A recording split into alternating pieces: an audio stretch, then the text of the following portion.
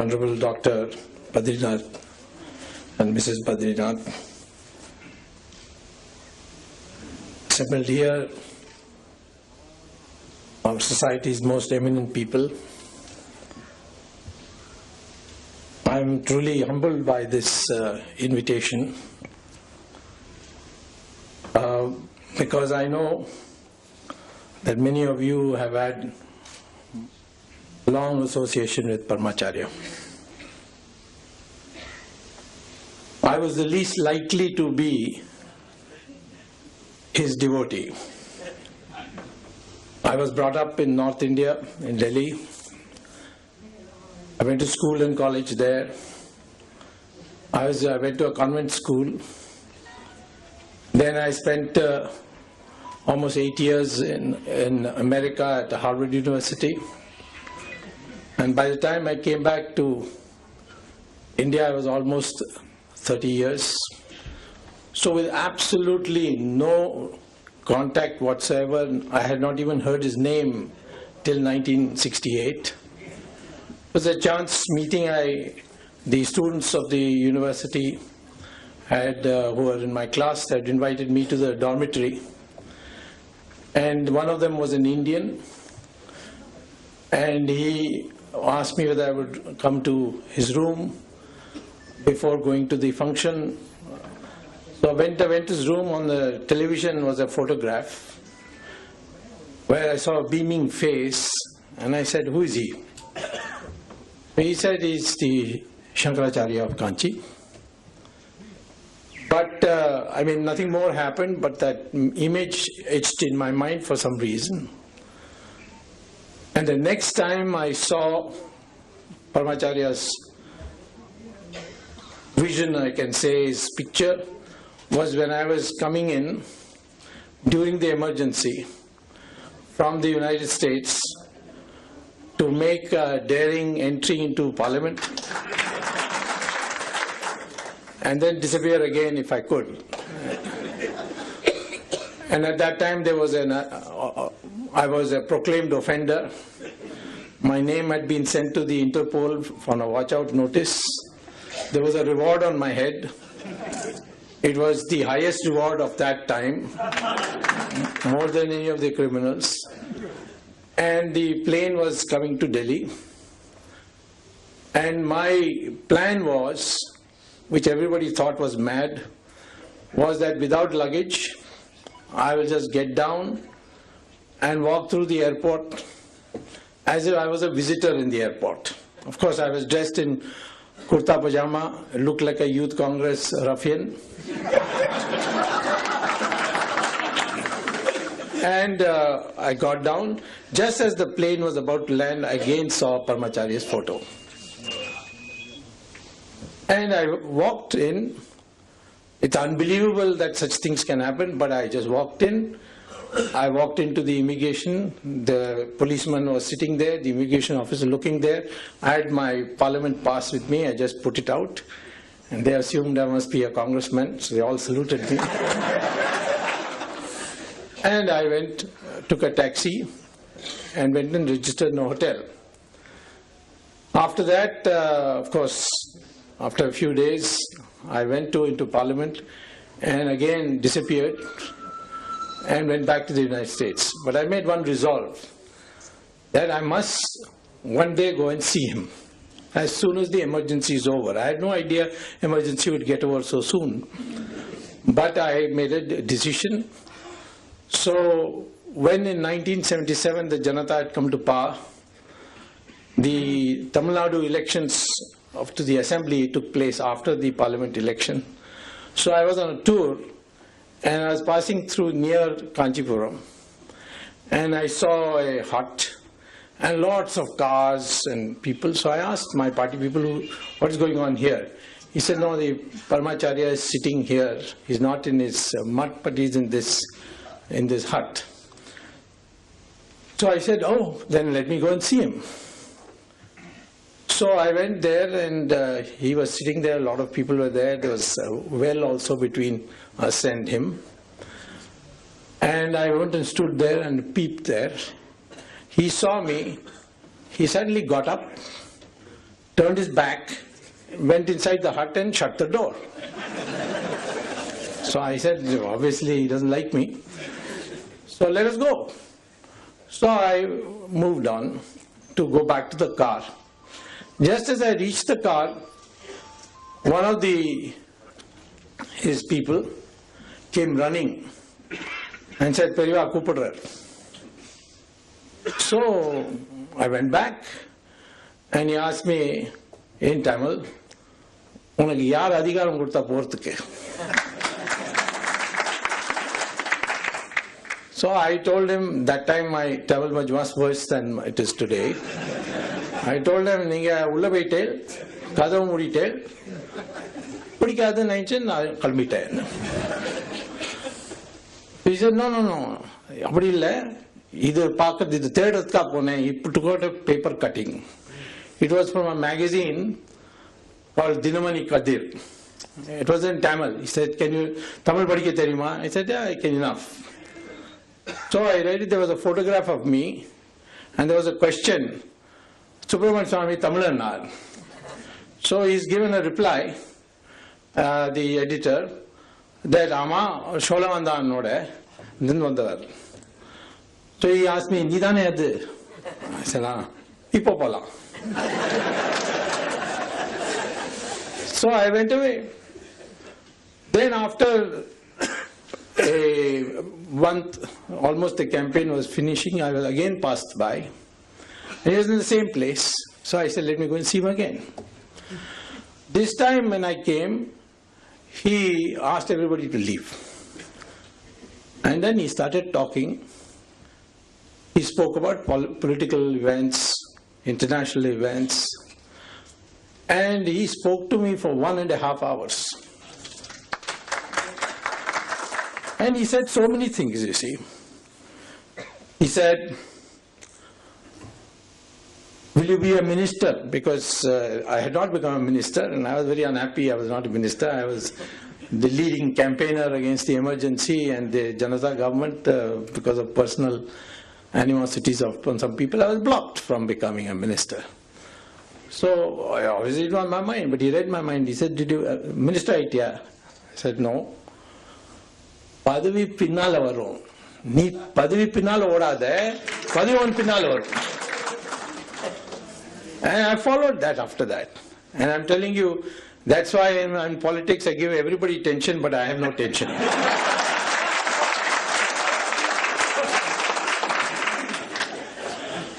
Amongst the things he spoke to me about is, அரசியல்ல எண்ணத்தை மாத்தணும், பதவி இல்லை.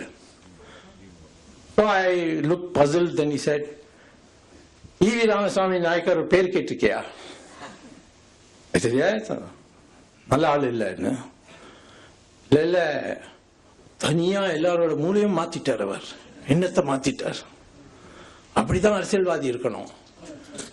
தனியா சுற்றப்பணம் பண்ணி அவர் எல்லாரோட எண்ணத்தையும் மாத்திட்டார். I said, but இந்த கோயிலெல்லாம் இடிக்கிறது, இந்த இதெல்லாம் பண்றதுன்னு, ஈரோடுல ஒரு கோயில் இருக்கு தெரியுமா கேட்டார். அது அவரோட அப்பாவோட கோயில். அந்த கோயிலுக்கு வருஷம் வருஷம் ஃபர்ஸ்ட் பிரைஸ் கிடைக்கும் தெரியுமா? எனக்கு தெரியாது. அதை மேனேஜ் பண்றது இதே E.V. ராமசாமி நாயக்கர். புரியல சரியா? புரியும் மெதுவா. ஆனா இதுதான் பண்ணோம். எந்த பொறுப்பு கிடைக்கிறதோ அவ அப்பா அவருக்கு அந்த பொறுப்பு கொடுத்தார். அந்த பொறுப்பை அவர் நியாயமா பண்ணி அந்த கோயில் வேற இடத்துல எல்லாம் கோயில எதிரா பேசுவார். ஆனா அங்க அவர் அதை பார்த்து அழகா வச்சு ஃபர்ஸ்ட் பிரைஸ் வருஷம் வருஷம் வாங்கினார். So here is I began to feel that here is a person who is not just an ordinary sadhu, he is some kind of, he's a seer who can see very far ahead. And he has such a broad mind. Then he started asking me, உனக்கு எந்த நாட்டு பிடிக்கும்னு. So I said, I could understand, then he explained. And I said, எனக்கு introduction America தான் இருக்கு. America இல்லை. உனக்கு Israel and China. இந்த ரெண்டு நாட்டோட நம்மளோட அவ நண்பரா இருந்தால் நாட்டுக்கு பாதுகாப்பு இருக்கும். அமெரிக்கா சரி, ஆனா இந்த ரெண்டு நாட்டு தான். Now those days China was, we didn't even have diplomatic relations with them. And Israel, nobody wanted to take the name of Israel. So China was easy because I had studied China, I knew Chinese. So I went to speak to Morarji. And Morarji was the most anti-Chinese of all. So I said, Morarji bhai, I think we should open up our relations with China. China, they have got all our territory. And how can we have anything to do with them? Let them return the territory first. I said, but we have got to talk for that. He said, what do we talk to them about? They won't even care for us. So I said, see, Russia and China are having a quarrel. Let us tell the Chinese we are non-aligned. If Russia and China have a quarrel, then we will not help either. So he said, who is going to tell? I said, you send your foreign minister. He said, no, you go first. Because you know the language, you can go talk to them. So as his emissary, I went first time to China, the first Indian politician after 1962 to China. I was received very well. I explained that the Prime Minister has asked me to say that if you have any dispute, military dispute, we shall be non-aligned. But our Prime Minister is doubtful whether you will reciprocate. So they told me there, we will reciprocate by a public statement. So their topmost leader, Deng Xiaoping, flew to Nepal, which had good relations, and made a public statement that we know now there's a new government of India, and it's an independent government, and we are ready to open talks with them, including on the disputed territory between our two countries. Till that time they used to say it is our territory. For the first time they said disputed. So Morarji asked me, what did you go and do? Some black magic there? I told, what could I tell him? I told them, Paramacharya told me open relations, and I did it. Of course, Morarji had great regard for him. So relations began to improve. One day, I remember somebody put the idea into my head that Kailash and Mansarovar is in Tibet. The doors are locked. The Chinese have closed it. So we must get it opened so that people can go. So I thought about it, and I spoke to Atal Bihari Vajpayee, was the foreign minister at that time. He said, no, they are communist country, it will just create bad blood, we're just opening up with them, can't raise these issues. Then there was a general secretary of the party called Madhu Limai. He said, no, don't bring all these communal matters into our relations. So I went to Paramacharya and said, asked him about Kailash. He said, yes. So I went on a trip. And by then the Janta had broken, fallen, elections had taken place, Mrs. Gandhi had come back. So at that time I was invited to China by Deng Xiaoping for a visit. So before going, I talked to the External Affairs Ministry and all that, and I told them that I'm going to raise this issue of Kailash. They said, no, waste of time, they'll never agree. But Paramacharya said to raise it. So by then I had become his blind follower. If he said do, I would do. So I went to China, I met Deng Xiaoping, and I said to him that you must open this route for our pilgrims. I told him about Kailash Mansarovar. Now he had never heard of Kailash Mansarovar. He said, where is it? I said, in Tibet. He said, in Tibet. Then he asked his officials. Then they gave him the Chinese name for Kailash Mansarovar. So he said, see, you want this to be for pilgrims. I'm ready to open it, provided you go there first. I said, why should I go first? He said, then you will know how difficult it is to go. If you go, I'm ready. So, of course, he was saying it in a joking way. But he said, you go tell your Prime Minister, Mrs. Gandhi, that we are ready to open relations with India. We are ready to open Kailash Mansarovar also. But you must go first. By the time I came back, I met Narasimha Rao, who has always been my good friend. He was foreign minister. I told him, I said, they are ready to discuss this. Their foreign minister is coming. Please raise it. And their foreign minister came, discussion took place, and then Narasimha Rao asked me, what magic have you done to these Chinese? They say, in an official meeting, Mr. Swamy should go first to Kailash Mansarovar. So Mrs. Gandhi agreed. I led the first delegation of 20 people. Now, of course, so many people are going.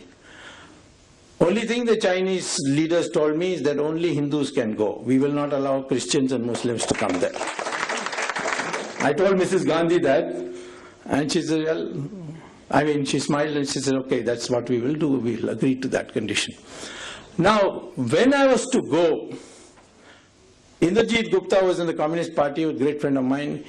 He had seen my wife in the library. She had come she's a lawyer, so she had come for seeing some parliamentary debates. He saw her and he says, your husband is going to go to Kailash. He'll be mad. He will fall on the way and die. What will you do? I don't know why he was trying to scare her. She came and asked me, why you want to go? You opened it, let the pilgrims go.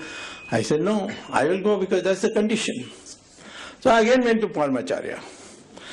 Before I went to Paramacharya, the dates fixed were such that it would be my birthday would come in between, and I had promised my two daughters, whom I had hardly seen in the emergency, I said that this birthday I'll be with you. And if I went on this trip, I could not go. So I went and told Paramacharya, it's going to be very difficult. Do you think I should go? Amma, pono. So I said, but my two daughters will be very disappointed. He said, just that much. So I went. It was terrific trekking. I had to walk. In those days, you didn't have anything. There was hardly any road. There were bushes. All the roadways were covered. I was the first after so many years. Anyway, I went there. And then on my return, it was, I crossed the border, India-Tibet border, around the 13th evening. And there's a helipad for the military and just after you cross it. It's called Lipu Lake. Just there, it's called Kalapani actually, the exact place is where there's a Shiva temple also there on our side. So I spent the night there and I said, my God, what my daughters will think of me, because I had not told them I'll not be back. Now, when I woke up in the morning, I got the military people who were controlling that Kalapani, they came and gave me a telex from Delhi. It was from the Minister of State for Defense, Mr. Shivraj Patil, who later became Home Minister, now is Governor, saying that the Prime Minister has authorized a helicopter to be sent to pick you up from Kalapani. So I landed on 14th evening and celebrated my birthday, which is 15th September, with my daughter. This was the power of Paramacharya.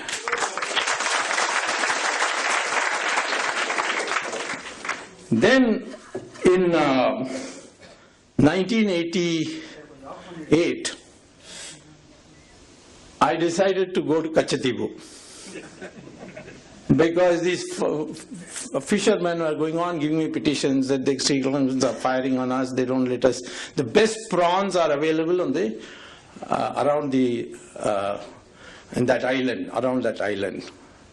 So they go fishing there, and then the Sri Lankans used to fire on them. So I said, okay, because it was part of our treaty when we gave Kachativu that the fishermen can fish there, dry their nets there, and there was a church also there, St. Anthony's. So in fact on St. Anthony's Day you could go and worship there for Christians and all that. So I told the fishermen I'm ready to come. So I announced that I would go. So I landed up in Madurai to go to Rameshwaram, then to take a boat and go to Kachativu. And when I landed in Madurai, the then DGP of Tamil Nadu Police, a man called Ravindran, called me up and he said, the Chief Minister has asked you to be arrested. So I said, arrested what? This is to prevent you from going there. There will be some Galata, the LTT people are very active there, they will kill you and all that.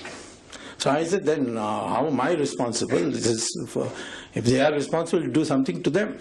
He said, no, we are putting you up in Tamil Nadu hotel and you can't leave it unless you promise to go back to Delhi.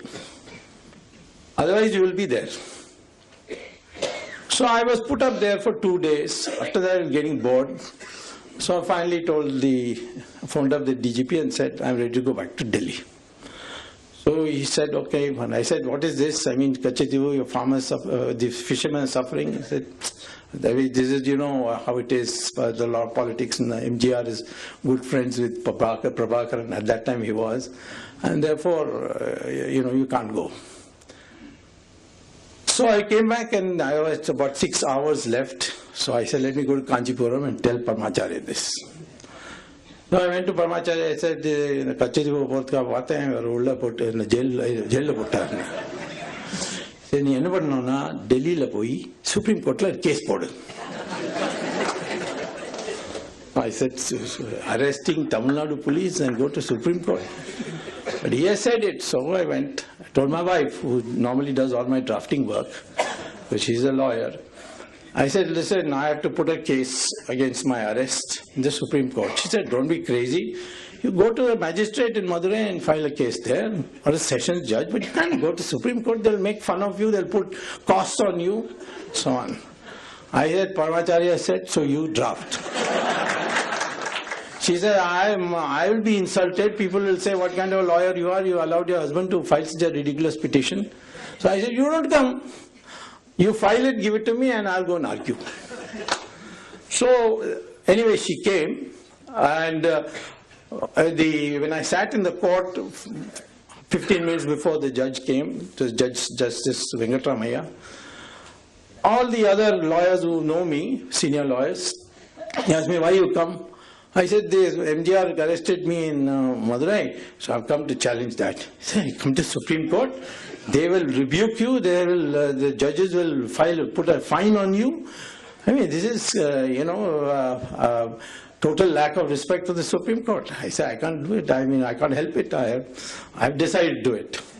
Now in comes Venkatramayya and sits, and at that time the government Solicitor General was a man called Kuldeep Singh. He later became a judge himself.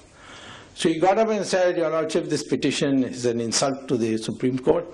I mean, some arrest is taking place, is coming straight to Supreme Court without even going to the magistrate there.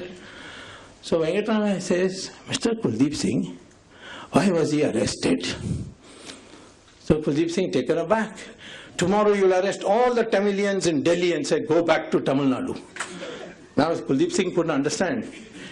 So he said, no, there was a danger to his life from LTT. He said, then arrest the LTT people. How you arrested him? So then Kuldeep Singh said, please give me 24 hours. I'll take instructions from the government and come back. Next day he came back and he said that I have been asked to convey by the Prime Minister, that time Rajiv Gandhi, that Mr. Swamy can go and we will make arrangements. So I went back. I told Paramacharya that, I have been successful and all. He said, yes, go on. But I always used to see Paramacharya with my shirt on, so that Pujari, and that man was standing next to him, said, Chattar Tungo. So Paramacharya said, hey, Bhadramayare, you are Ungamaliyu case poturar.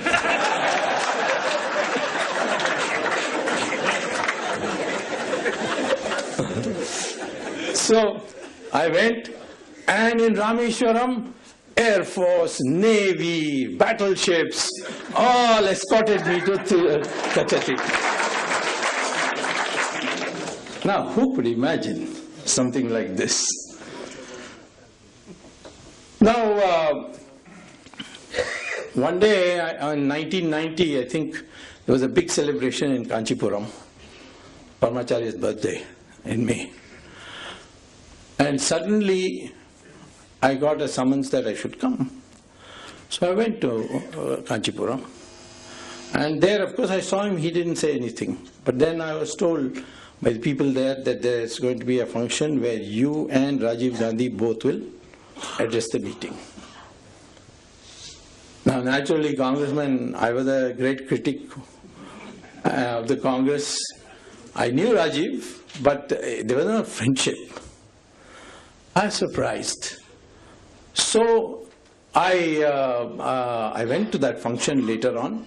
2 days, 3 days later, Rajiv and I addressed the meeting. And as a consequence, we became extremely good friends. And obviously, Paramacharya had something in mind, because the VP Singh government was tottering and he wanted an alternative government. And that alternative government, with the help of Rajiv Gandhi, I got Chandrasekhar made Prime Minister and I myself became Minister. And the first economic reforms started, in fact, with Mr. Chandrasekhar's government, where I introduced it.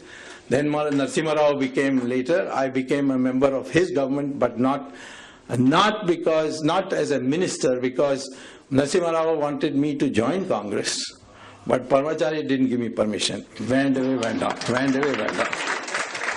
So therefore, I got the chairmanship of a GATT commission with cabinet rank, so that I could attend cabinet meetings, and I was very close to Narasimha Rao. I could never imagine that I will have friendship with anybody from the Nehru family.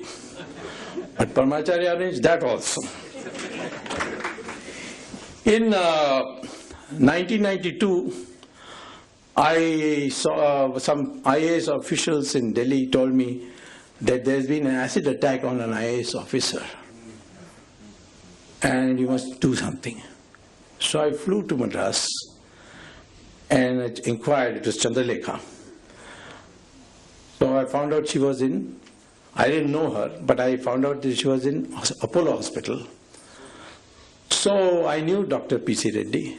So through him I went and saw her. Her face was completely out of shape, and raw meat and all was on her face. So I asked Chandralekha at that time, what can I do for you?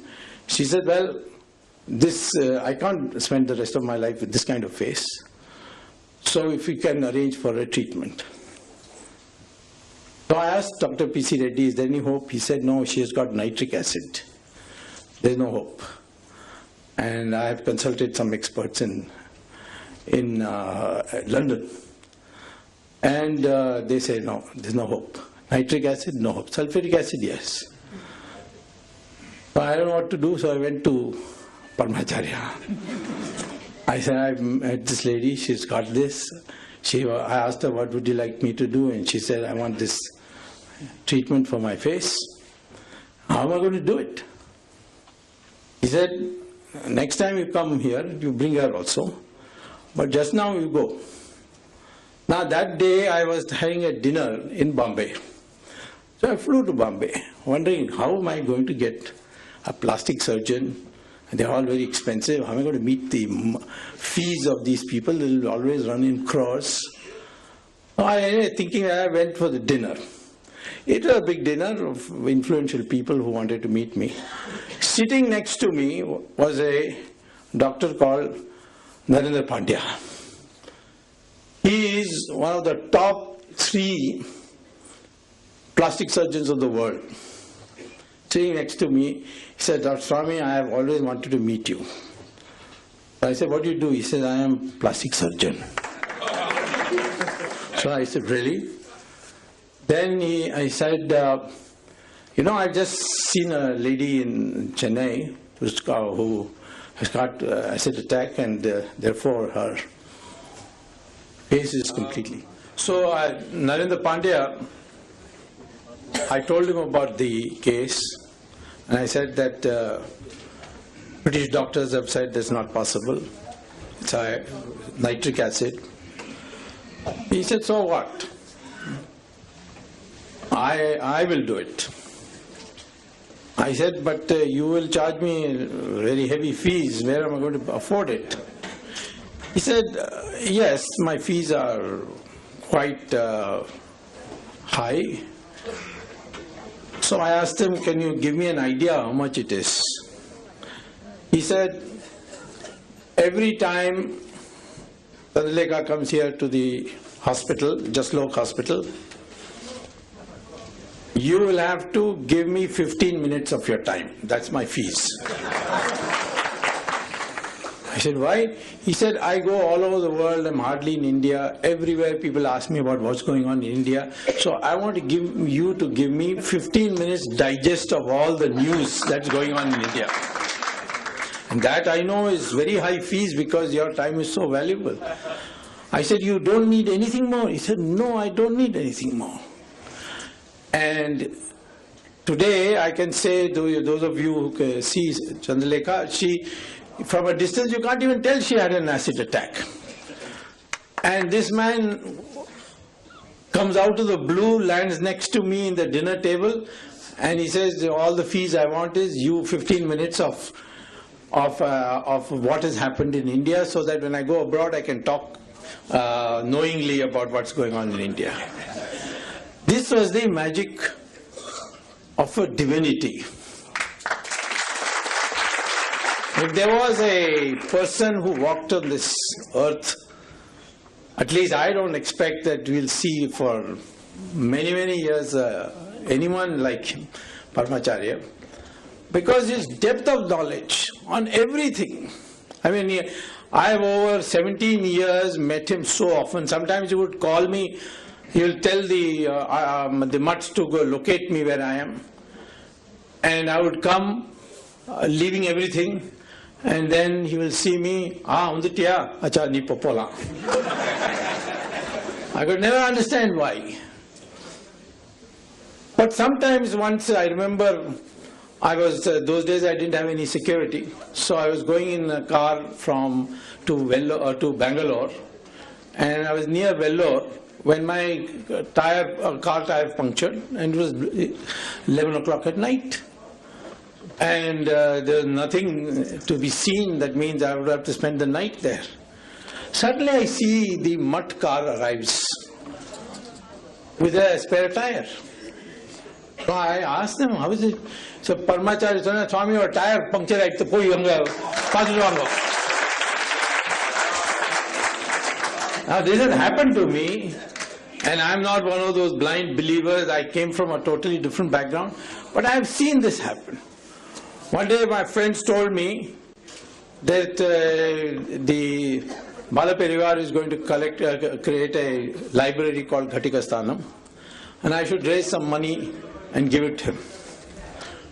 So I collected money as I could and gave them a check. Made out a check and I gave it to Paramacharya. This Ghatikasthanam ka na unde collect pani kuduthirken. She looked at it, Janata Party. I said, Janata Party check.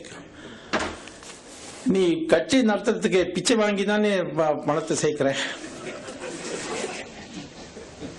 So, of course, I don't take commissions, so I ask people to give me small amounts. பிச்சை வாங்கிட்டு நீ எதுக்காக வந்து கொடுக்குற? பிச்சை வாங்குறவர்களுக்கு அந்த பிச்சையில இருந்து பணம் கொடுக்க கூடாது. இனிமே பியூர் டொனேஷன் கொடுக்க வேண்டாம். So after that I have never given donations, only asked people for giving me money. So it was a comprehensive. Today many people ask me how you have got so much, how you are so fearless.